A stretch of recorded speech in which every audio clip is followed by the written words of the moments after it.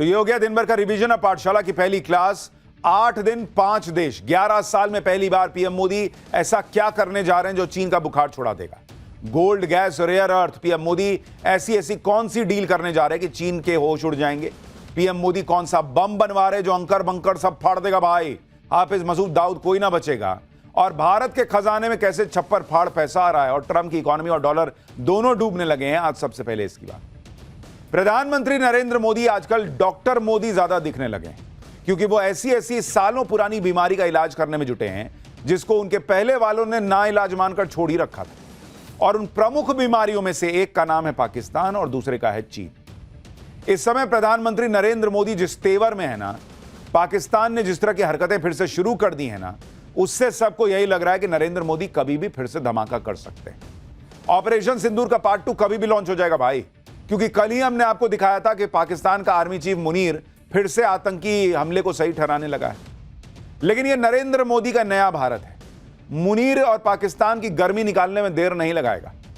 नरेंद्र मोदी पक्के से जानते हैं कि पाकिस्तान वो तरबूज है जो खुद चाकू पर आकर गिरेगा। आप लिख के ले लीजिए।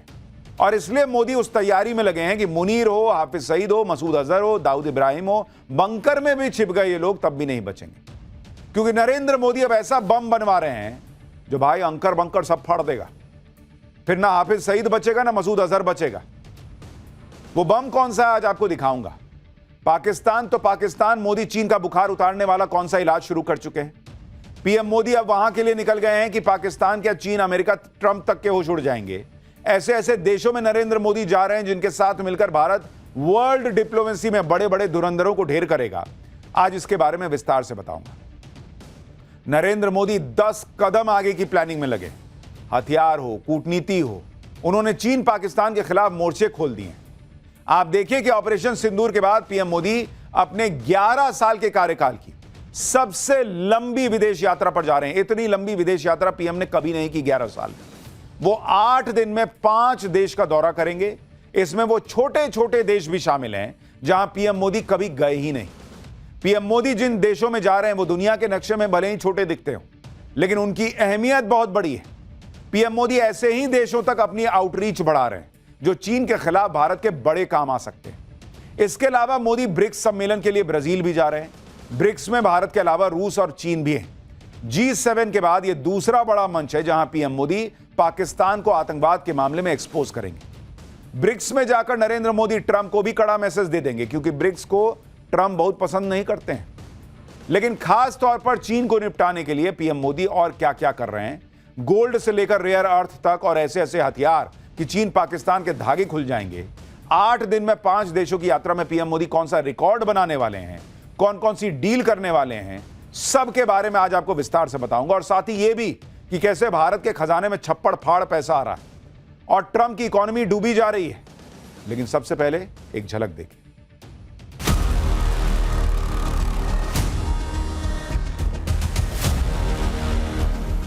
और अभी तो मैंने कुछ ज्यादा किया नहीं है, वहां पसीना छूट रहा है।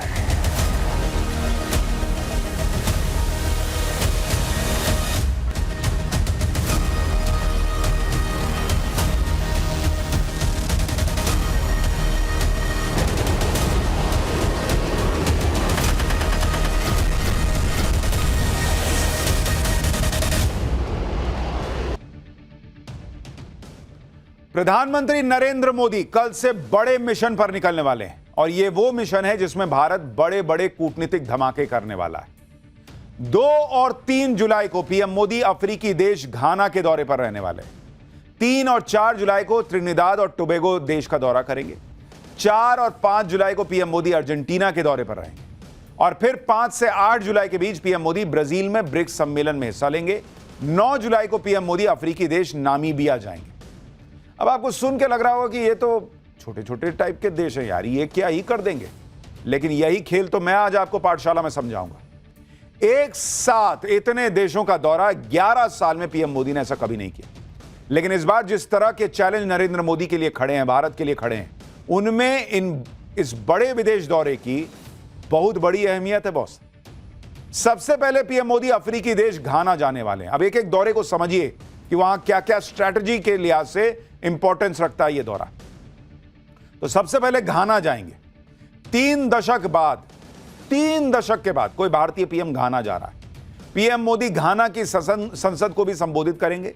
घाना में मौजूद 15,000 भारतीयों को संबोधित करेंगे। भारत और घाना के बीच 70 साल पुरानी दोस्ती है। भारत और घाना के बीच द्विपक्षीय व्यापार लगातार बढ़ रहा है।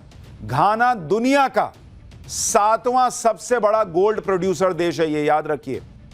घाना अपना 70% गोल्ड भारत में भेजता है।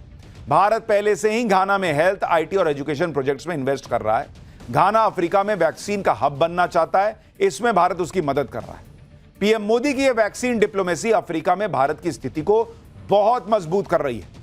पीएम मोदी के दौरे पर भारत और घाना के बीच डिफेंस पार्टनरशिप पर भी एक अहम मुद्दा जो है वो देखने को मिलेगा। यानी गोल्ड के लिए जाना जाने वाला घाना, जहां से बहुत बड़ी तादाद में सोना निकलता है, वहां नरेंद्र मोदी जाएंगे तो कुछ लोगों का सोना दूभर हो जाएगा। नींद वाला सोना, गोल्ड वाला नहीं। पीएम मोदी की इस अफ्रीकी देश की यात्रा को चीन के काउंटर के तौर पर भी देखा जा रहा है, क्योंकि चीन लगातार अफ्रीकी देशों पर अपना प्रभुत्व बढ़ा रहा है।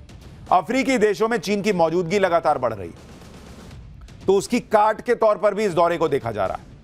घाना के बाद पीएम मोदी कैरिबियन देश त्रिनिदाद टोबैगो की यात्रा पर जाएंगे। पीएम मोदी की यह यात्रा भी बहुत खास होने वाली है, क्योंकि वर्तमान में यहां के राष्ट्रपति और प्रधानमंत्री दोनों भारतीय मूल के, दोनों महिलाएं हैं और पेशे से वकील हैं। दोनों नेताओं को अपनी भारतीय जड़ों और विरासत पर गर्व है। वो खुद को भारत की बेटियां बताती हैं। पीएम मोदी त्रिनिदाद और टोबैगो की प्रधानमंत्री कमला प्रसाद बिसेसर के न्योते पर वहां जा रहे हैं। पीएम मोदी की यह यात्रा ऐसे वक्त में हो रही है जब वहां भारतीय प्रवासियों के आगमन की 180वीं वर्षगांठ मनाई जा रही है। साल 1999 के बाद यह किसी भारतीय पीएम की पहली यात्रा होगी। त्रिनिदाद और टोबैगो में 40 से 45% भारतीय मूल के लोग रहते हैं और इस देश की 1/4 आबादी हिंदू है। यहां बहुत धूमधाम से दिवाली मनाई जाती है। पिछले साल ही पीएम मोदी ने कैरेबियाई देश गुयाना का भी दौरा किया था और अब वो इस रीजन में फिर से जा रहे हैं। त्रिनिदाद और टोबैगो की यात्रा के दौरान पीएम मोदी यहां की संसद को भी संबोधित करेंगे। पीएम मोदी के दौरे से पहले यहां की संसद में रखी एक कुर्सी की भी बहुत चर्चा हो रही।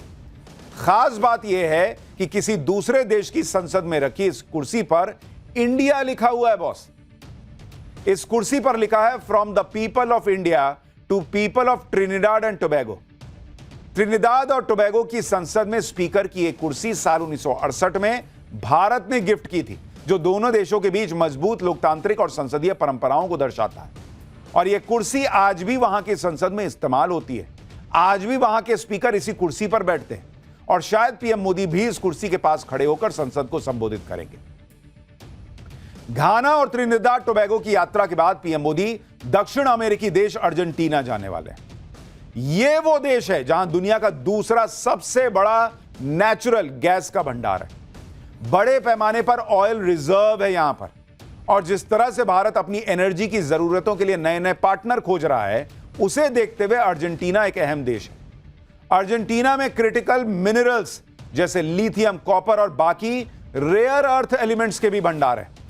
रेयर अर्थ एलिमेंट्स के बारे में मैंने आपको एक पूरा चैप्टर बताया था कि कैसे चीन इस पर अपना एकाधिकार जमाता और भारत तेजी से चीन का विकल्प तलाश रहा है, क्योंकि भारत में जो इलेक्ट्रिक व्हीकल्स बनती हैं, उनमें जो बैटरी इस्तेमाल होती है, दूसरी चीजें इस्तेमाल होती हैं, उनमें रेयर अर्थ का बड़ा इस्तेमाल होता है।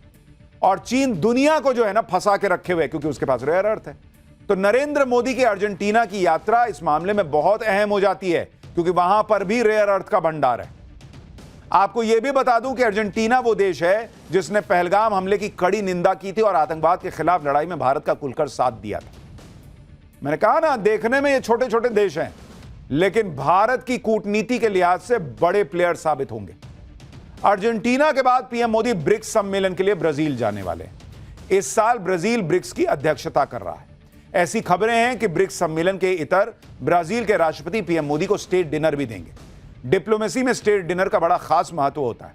किसी देश के प्रति मजबूत पार्टनरशिप को दर्शाने के लिए उस देश के नेता को स्टेट डिनर दिया जाता है। और मैं स्टेट डिनर की बात कर रहा हूं, वो भिखारी पाकिस्तान के मुनीर को बुलाकर जैसे ट्रंप ने खाना खिलाया और ऑर्डर दे दिया अपना, उसको स्टेट डिनर नहीं कहते, या स्टेट लंच नहीं कहते हैं, कि उसके बाद कोई फोटो भी नहीं हुआ, कोई बाइट नहीं आई, कुछ नहीं आए।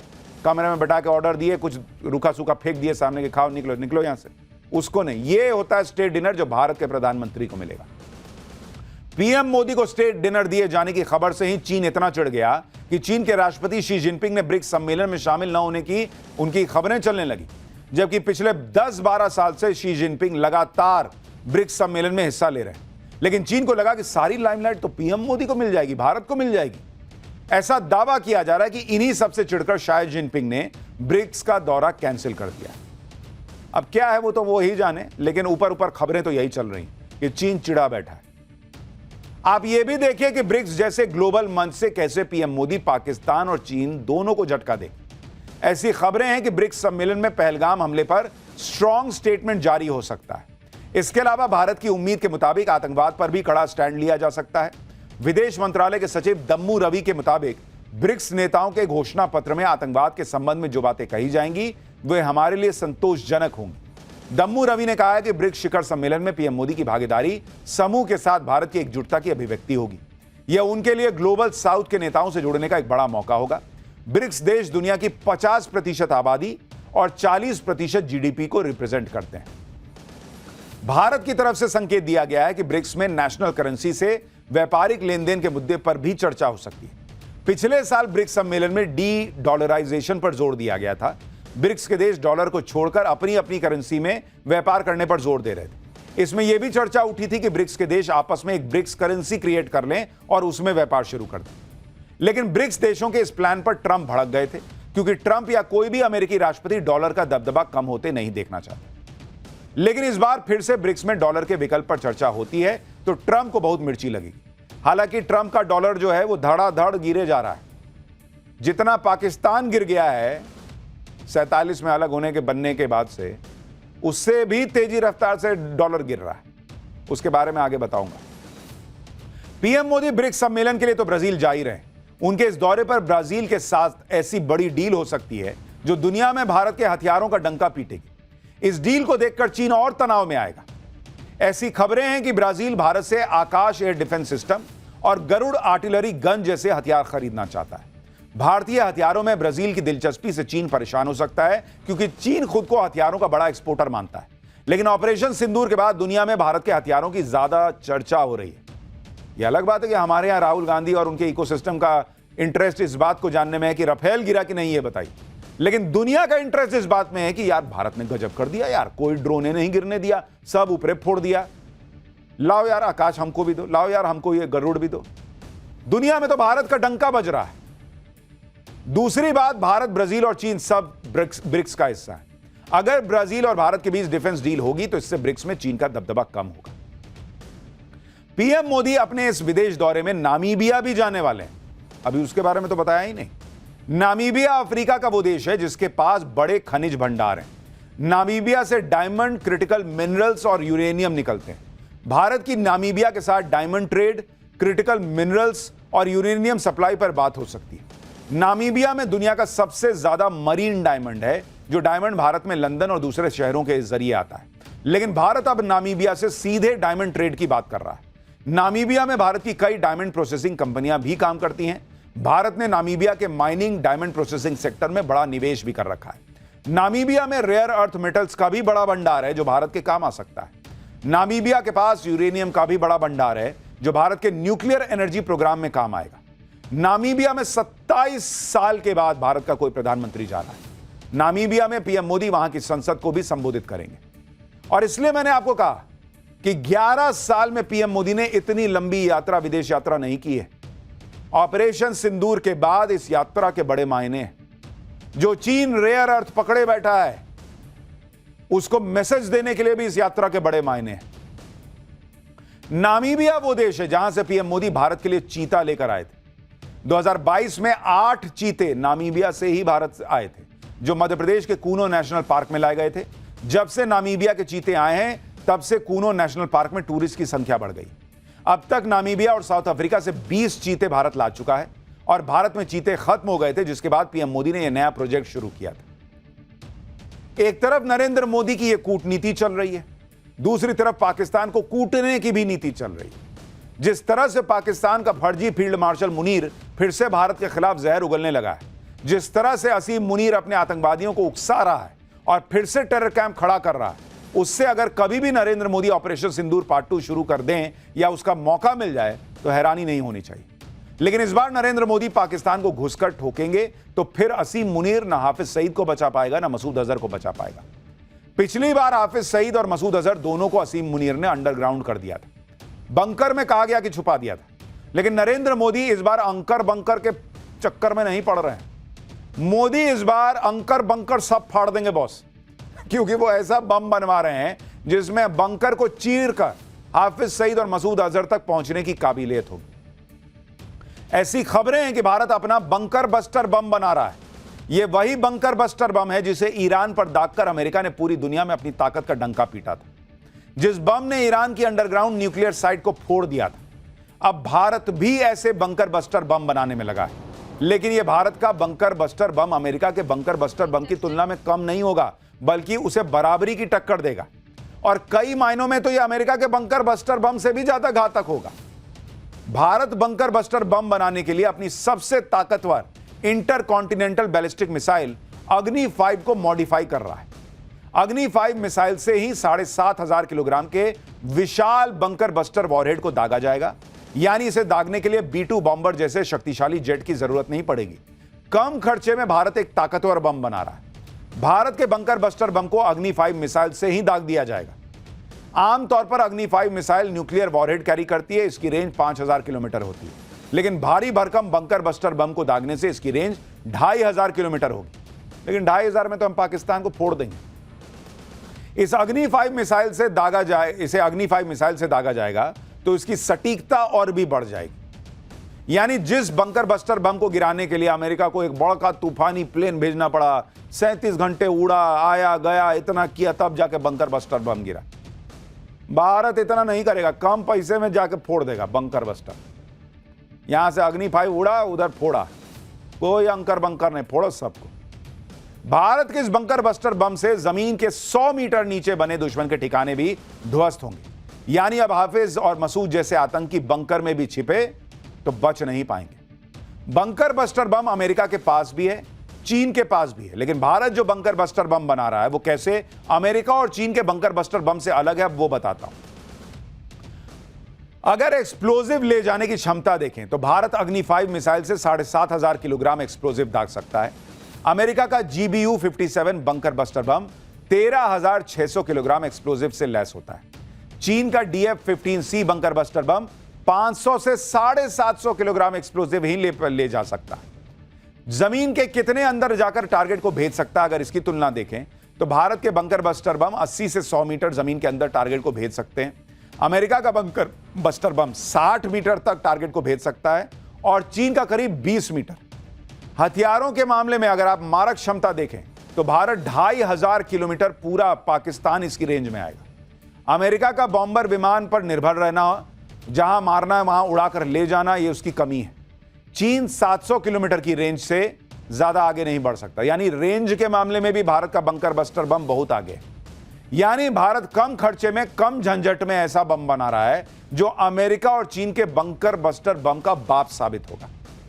इतना ही नहीं, आज ही भारतीय नेवी के बेड़े में ऐसा ताकतवर युद्धपोत भी शामिल हुआ है जो पानी में दुश्मन को पानी पिला देगा। आज भारतीय नौसेना को सबसे आधुनिक स्टील्थ फ्रिगेट INS तमाल मिल गया है। रूस से मिला यह युद्धपोत ब्रह्मोस सुपरसोनिक क्रूज मिसाइल से लैस है, जो समुद्र और जमीन दोनों में सटीक निशाना लगा सकता है। इसके अलावा इसमें भारी टॉर्पीडो, आधुनिक रडार, 100 mm की आधुनिक गन और एंटी सबमरीन रॉकेट भी लगे हुए हैं। यह युद्धपोत नेटवर्क सेंट्रिक वॉरफेयर क्षमता और आधुनिक इलेक्ट्रॉनिक युद्ध प्रणाली से लैस है। इस युद्धपोत में 33% स्वदेशी उपकरणों का भी उपयोग किया गया है। INS तमाल, या कहिए कि बहुत कमाल, यह वेस्टर्न नेवी कमांड में तैनात किया जाएगा, जिससे अरब सागर और पाकिस्तान के कराची बंदरगाह के नजदीक भारत की समुद्री सुरक्षा और मजबूत होगी। तमाल नाम देवताओं के राजा इंद्र की युद्ध में इस्तेमाल होने वाली पौराणिक तलवार से प्रेरित। तो यानी पाकिस्तान को एक और मैसेज है, इस बार नेवी मारेगी और तमाल मारेगा तो इतना मारेगा कि कमाल होगा। भारत लगातार अपनी ताकत को बढ़ाता चला जा रहा है, नई नई डिफेंस डील कर रहा है, सेना की जरूरतों के मुताबिक हथियारों की खरीद को जल्द से जल्द निपटा रहा है अब खबर है कि मोदी सरकार जल्दी ही 1 लाख करोड़ रुपए से ज्यादा की अलग अलग डिफेंस डील को मंजूरी देने वाली है। इसमें स्वदेशी quick reaction surface to air missile system की 3 नई रेजिमेंट की खरीद को मंजूरी मिल सकती है। इसमें वायुसेना के लिए 3 जासूसी विमान खरीद का भी प्रस्ताव है। इसके अलावा सुखोई 30 MKI को अपग्रेड करने का प्रस्ताव भी है। समुद्र में दुश्मन की पनडुब्बियों और जहाजों को रोकने के लिए खास माइंस की खरीद का भी प्रस्ताव है। यानी अगर आपको लग रहा है कि भारत बहुत मजबूत है, तो मजबूत तो है ही है, लेकिन नरेंद्र मोदी इतनी मजबूती पर रुक नहीं रहे हैं। कह रहे हैं और मजबूत करो, और मजबूत करो। दुनिया में भारत की सेना का डंका तो बजता ही है, भारत के हथियारों का डंका तो बज ही रहा है, भारत की ताकत का डंका बजते रहना चाहिए।